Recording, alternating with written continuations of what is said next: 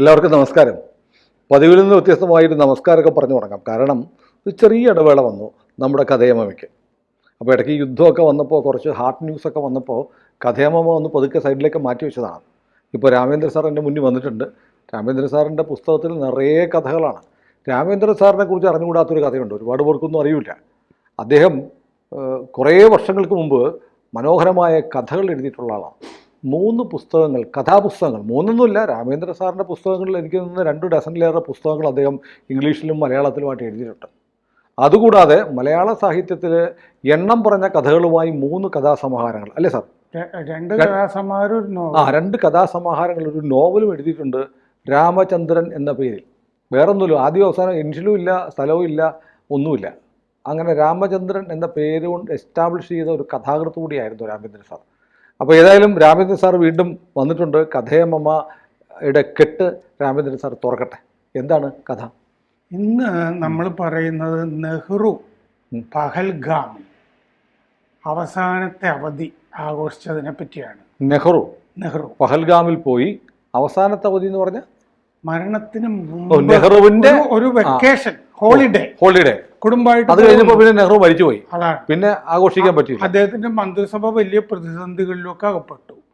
പിന്നെ എന്താന്ന് വെച്ച് കഴിഞ്ഞാൽ അദ്ദേഹം ഈ അവധി എടുക്കുന്നത് വലിയ ഈ പ്രധാനമന്ത്രി എന്നുള്ള നിലയ്ക്ക്, സ്റ്റേറ്റ്സ്മാൻ എന്നുള്ള നിലയ്ക്കും ഒക്കെ വലിയ പതനത്തിൽ വന്ന ശേഷമാണ് ഈ അവധിക്ക് പോകുന്നത്.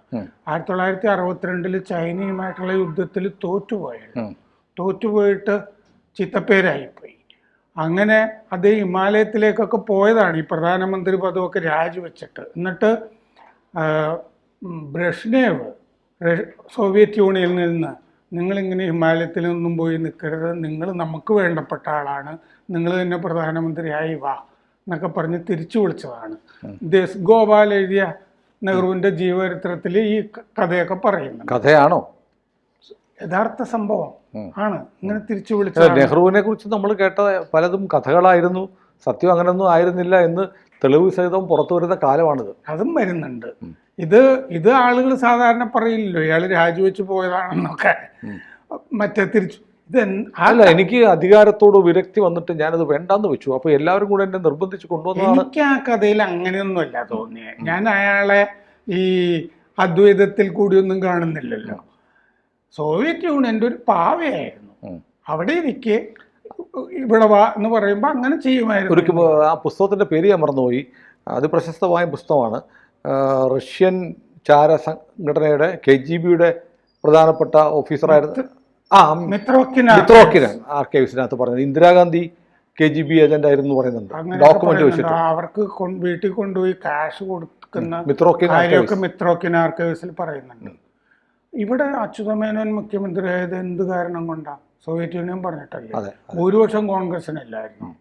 ഇങ്ങനെ ഒരു പാവ പോലെയാണ് ആ നെഹ്റു കുടുംബം സോവിയറ്റ് യൂണിയന്റെ കാര്യങ്ങൾ വരുമ്പോൾ പെരുമാറിയിരുന്നത്. അതുകൊണ്ടാണ് ഞാൻ പ്രശ്നവ് പറഞ്ഞപ്പോൾ ഈ കീ കൊടുക്കുന്ന പാവയായിരുന്നു സോവിയറ്റ് യൂണിയൻ.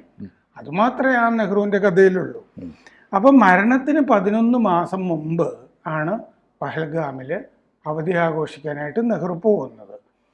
അപ്പോൾ 10 ദിവസം ഇന്ദിരാഗാന്ധി കൂടെ ഉണ്ടായിരുന്നു. 10 ദിവസമാണ് അവധി ആഘോഷിക്കാൻ പോകുന്നത്. അതായിരുന്നു അവസാനത്തെ അവധി നെഹ്റുവിൻ്റെത്. അപ്പോൾ സ്വാതന്ത്ര്യത്തിന് മുമ്പ് തന്നെ നല്ല റോഡുകളൊക്കെ പഹൽഗാമിലേക്ക് ഉണ്ടായിരുന്നു.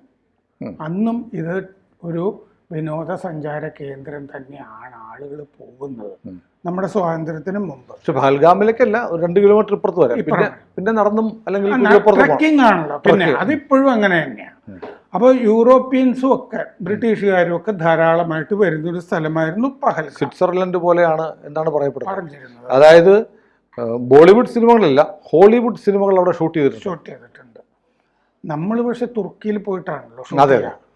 അപ്പോൾ 1943 പുസ്തകം സച്ചിദാനന്ദ സിൻഹ എഴുതിയത് Kashmir the play ground of Asia. അതിൽ ഈ പഹൽഗാമിനെ പറ്റിയൊക്കെ പറയുന്നുണ്ട്.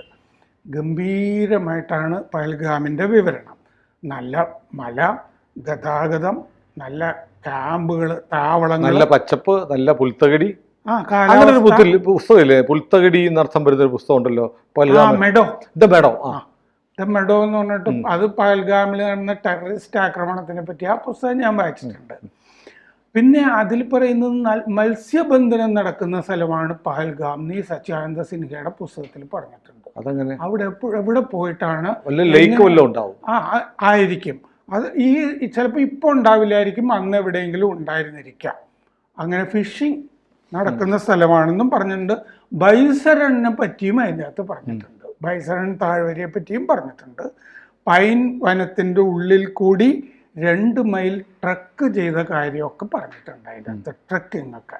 അപ്പം നെഹ്റു പോകുന്നത് 1963 ജൂണിലാണ്. വലിയ രാഷ്ട്രീയ വെല്ലുവിളികൾ ചൈനയുമായ യുദ്ധം നടക്കുന്നത് വരെ നെഹ്റു എതിരില്ലാതെ ഇങ്ങനെ നടക്കുകയാണല്ലോ. ചൈന യുദ്ധത്തിൽ തോറ്റു കഴിഞ്ഞപ്പോൾ ആർക്കും വിമർശിക്കാം നെഹ്റുവിനെ എന്നുള്ള അവസ്ഥയിൽ പതനത്തിലേക്ക് നെഹ്റു പോയി. അത് കഴിഞ്ഞ് അനാരോഗ്യം വല്ലാതെ ബാധിച്ചു. ഈ യുദ്ധത്തോൽവിക്ക് ശേഷം മാനസികമായിട്ടുള്ള പ്രശ്നങ്ങളും ഒക്കെ വന്ന് അനാരോഗ്യം വല്ലാതെ തുറച്ചു നോക്കി. ജൂൺ 18 ശ്രീനഗറിലെത്തി. ഇന്ദിര പിന്നെ നെഹ്റുവിൻ്റെ 2 പേരക്കുട്ടികൾ രാജീവ് ഗാന്ധി, സഞ്ജയ് ഗാന്ധി അവരുണ്ടായിരുന്നു. രാജീവ് ഗാന്ധിക്ക് 18 വയസ്സ്, സഞ്ജയ് ഗാന്ധിക്ക് 16 വയസ്സ്. അന്ന് ഈ അവസാനത്തെ അവധി ആഘോഷിക്കാൻ നെഹ്റു പോകുമ്പോൾ ശ്രീനഗറിലെ ചഷ്മേ സാഹി ഗസ്റ്റ് ഹൗസിലാണ് താമസിച്ചത്. രാവിലെ അന്ന് രാവിലെ ഈ മറ്റുള്ളവർക്ക് ചായയൊക്കെ കൊടുത്തിട്ടൊരു യോഗം വിളിച്ചിരുന്നു. എന്ന് പറഞ്ഞാൽ അവിടുത്തെ മന്ത്രിമാർ, കശ്മീരിലെ സ്പീക്കർ, ഡെപ്യൂട്ടി സ്പീക്കർ, പിന്നെ ലെജിസ്ലേറ്റീവ് കൗൺസിൽ മെമ്പേഴ്സ്, ഇവരെയൊക്കെ വിളിച്ചിട്ട് വെറുതെ ഒരു മീറ്റിംഗ്. ഏതായാലും ചെന്നാണല്ലോ, പ്രധാനമന്ത്രിയുമാണ്, എല്ലാവരും വിളിച്ചു. അതിൻ്റെ ആവശ്യമൊന്നുമില്ല, അവധി ആഘോഷിക്കാൻ പോയതാണ്. പക്ഷേ നാഷണൽ കോൺഫറൻസ് പ്രവർത്തകരെയും അദ്ദേഹം അഭിസംബോധന ചെയ്തു എന്ന് ചരിത്രത്തിൽ കാണുന്നുണ്ട്. അതെന്തിനാണെന്ന് എനിക്ക് മനസ്സിലാകുന്നില്ല. നെഹ്റു അങ്ങേരുടെ പാർട്ടിയല്ലല്ലോ, ഷെയ്ഖ് അബ്ദുള്ളയുടെ പാർട്ടിയാണല്ലോ, സൗഹാർദ്ദ പ്രതിനിധി. അതാണ്. അപ്പോൾ നാഷണൽ കോൺഫറൻസ് പ്രവർത്തകരോടും സംസാരിക്കുന്നുണ്ട്, കോൺഗ്രസ് പ്രവർത്തകരോട് സംസാരിക്കുന്നതായിട്ടില്ല. ആണ് കോൺഗ്രസ് അല്ല അവിടുത്തെ പാർട്ടി. വേറൊരു ബന്ധമുണ്ട്, അതാണ് ഇപ്പൊ പറയാൻ പറ്റൂല, അത് വേണ്ട. അപ്പോൾ ചൈനയും പാകിസ്ഥാനുമായിട്ടുള്ള സഖ്യം പാകിസ്ഥാന് കശ്മീരിൽ സഹായമാവില്ല എന്ന് ആ മീറ്റിങ്ങിൽ പറഞ്ഞതായിട്ട് ചരിത്രത്തിലുണ്ട്. അതിൻ്റെ അർത്ഥവും എനിക്ക് സത്യത്തിൽ പിടിയിട്ടില്ല. ചൈനയും പാകിസ്ഥാനുമായിട്ടുള്ള സഖ്യം പാകിസ്ഥാന് കശ്മീരിൽ സഹായമാവില്ല. നമ്മൾ ഇന്നത്തെ ഈ യുദ്ധത്തിന്റെ അവസ്ഥയിൽ വെച്ച് നോക്കിയാൽ പോലും എന്തൊരു അസംബന്ധ പ്രസ്താവനയാണ് എന്ന് നമുക്ക് മനസ്സിലാവും. പഹൽഗാമിലേക്ക് 90 കിലോമീറ്ററാണ് ശ്രീനഗറിൽ നിന്ന്. അപ്പോൾ ജൂൺ 21 അവിടെ എത്തി. അവിടെ നിന്ന് ആകെ രാഷ്ട്രീയമായിട്ട് സംഭവിക്കുന്നത് എന്താണെന്ന് വെച്ച് കഴിഞ്ഞാൽ, ആന്ധ്രയിലെ മുഖ്യമന്ത്രിയായിരുന്ന നീലം സഞ്ജീവ റെഡ്ഡിക്ക് പഹൽഗാമിൽ നിന്ന് നെഹ്റു ഒരു കത്തെഴുതി. കാരണം നെഹ്റു ഉടനെ എടുത്ത് നീലം സഞ്ജീവ റെഡ്ഡിയെ പുറത്ത് കളയുന്നു പറഞ്ഞിട്ട് അവിടെ ഭയങ്കര റൂമർ പടർന്നു. സഞ്ജീവ റെഡ്ഡിക്കെതിരായ കോൺഗ്രസ്സുകാരും എല്ലാവരും കൂടി, ഇല്ല ഞാൻ നിങ്ങളെ എടുത്ത് മാറ്റാൻ പോകുന്നില്ല എന്നാണ് കത്ത് എഴുതിയത് സഞ്ജീവ റെഡ്ഡിക്ക്. നെഹ്റു എഴുതിയ കത്ത്. ബിജു പട്നായിക്, ഒഡീഷ മുഖ്യമന്ത്രി, ബിജു പട്നായിക്കിനെ പഹൽഗാമിൽ നെഹ്റു കണ്ടുമുട്ടി. അപ്പോൾ ബിജു പട്നായിക്കും അവധി ആഘോഷിക്കാനായിട്ട് പഹൽഗാമിൽ പോയിരിക്കുകയാണ്. ജനുവരി 24. അപ്പോൾ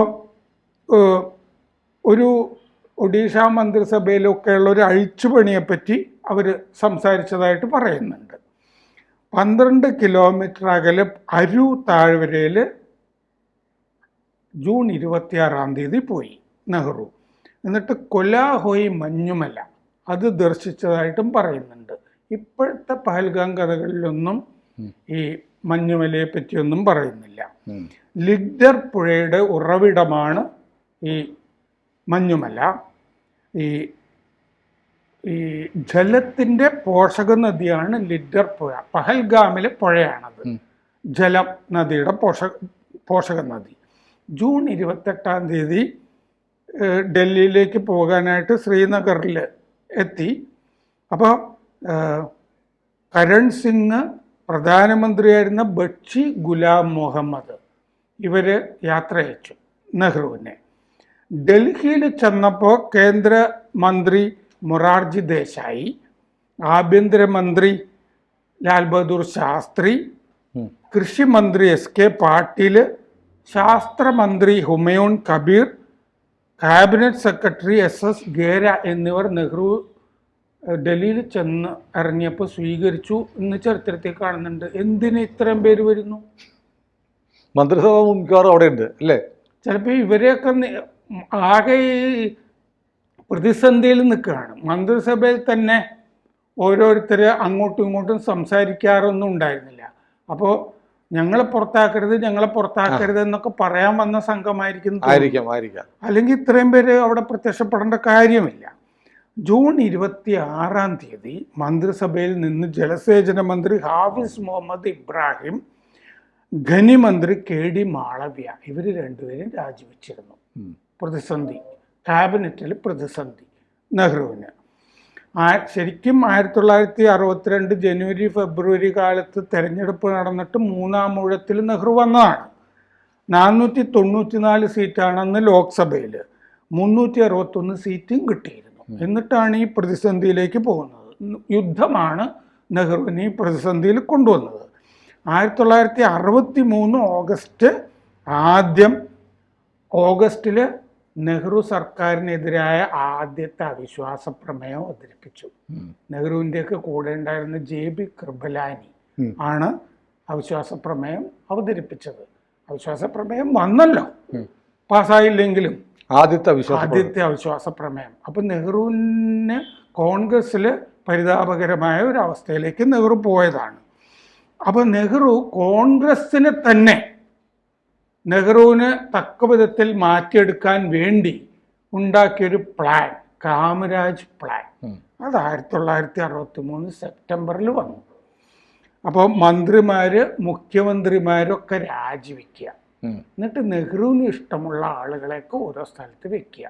ഇതാണ് കാമരാജ് പദ്ധതി എന്ന് പറയുന്ന കുപ്രസിദ്ധമായ പദ്ധതി.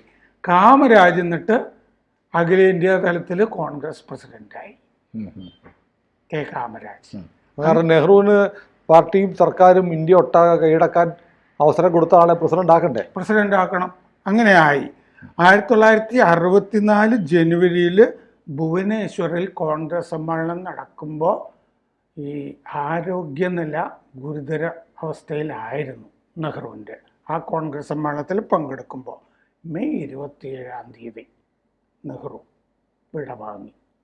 അപ്പോൾ അങ്ങനെ പഹൽഗാമിൽ നിന്ന് പ്രതിസന്ധിയിലേക്കും മരണത്തിലേക്കുമാണ് നെഹ്റു നടന്നു നീങ്ങിയത്. കൂടുതൽ വാർത്തകളും വിശേഷങ്ങളും നിങ്ങളിലേക്ക് എത്താൻ ABC മലയാളം സബ്സ്ക്രൈബ് ചെയ്യുക, ബെൽബട്ടനും അമർത്തുക.